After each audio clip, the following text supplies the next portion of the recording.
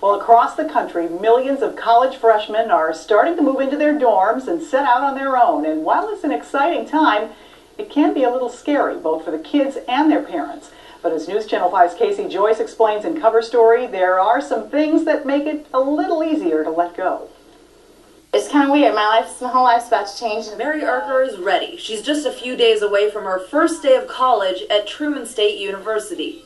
Elsewhere in the Erker house, the reaction is mixed. I think to myself how wonderful it will be to have a clean kitchen and clean house, and then I feel so sad because that means everyone's gone. This is a routine the Erkers are getting used to. Mary is the youngest of 4. Her other siblings all went to Truman too, but that doesn't make it any easier to say goodbye. I'll be excited to take her, but when I leave, I know I'm going to cry. The last child leaving is hard because all of a sudden, the term is empty nesters that we all hear, all of a sudden the kids are gone. Psychologist Randy Mozenter says it's hard to let go of any child, first, middle, or last. It's a tough adjustment for everyone. For a lot of parents, it's the lack of information and the lack of day-to-day control.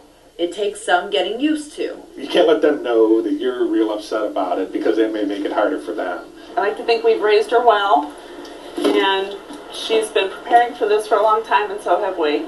The key, Mozenter says, is to sit down and talk about how your relationship will change before you arrive on campus. I would tell them to know that I am a responsible person and I will be fine on my own and not to worry too much about me. We knew that this is what he wanted, and I guess we have to say, hey, this is what it's supposed to be. This is what you work all the time for, is to get him to this point.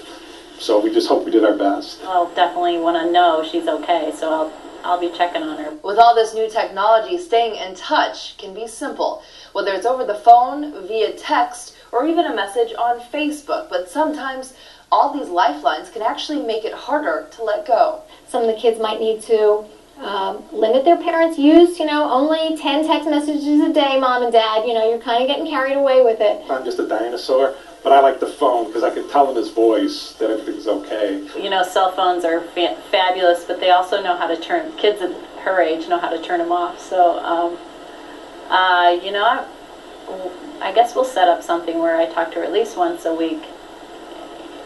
That will be hard for me. And it may take a while to realize that not everything is worth sharing. When you go off to college, you kind of start your own personal life, and so you start with the selectivity filter where they only know what you tell them. Sometimes as parents, we think we want to know everything, and then we discover that we probably would have been better off not knowing. It's a delicate balance, but once you get it figured out, there's a lot to look forward to. You start to realize that your parents were once your age and that they're really people. Yeah, you learn that in college. Bob and I are also looking forward to just having our time together too, like we were when we were first married. I am looking forward to meeting a bunch of new people and having new friends. I can't wait for them all to come back. I can't wait for the family to come over. Mary feels the same way. Well, sort of. The best part about coming home is free laundries. Joyce, News Channel 5 Cover Story. Mozenter says it's normal for parents to be upset when they drop their kids off at college. One of the best ways to cope is by talking to other parents who've been there before. If the stress and anxiety continue for over a month and it starts to impact your day-to-day functioning, Mozenter says, then it might be time to seek out professional help.